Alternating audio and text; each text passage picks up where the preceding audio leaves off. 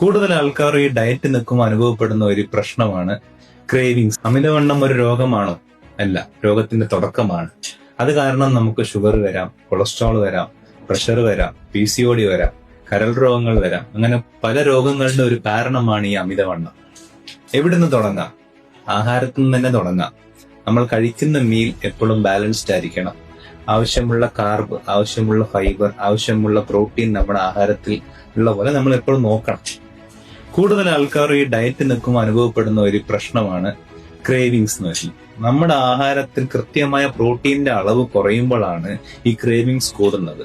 ഇപ്പൊ പ്രോട്ടീന്റെ അളവ് 3 നേരവും ആഹാരത്തിൽ കൃത്യമായി നമ്മൾ കഴിക്കുകയാണെങ്കിൽ ഈ ക്രേവിങ്സിന്റെ തോട്ട് പ്രോസസ് നമുക്ക് കുറച്ചെടുക്കാം.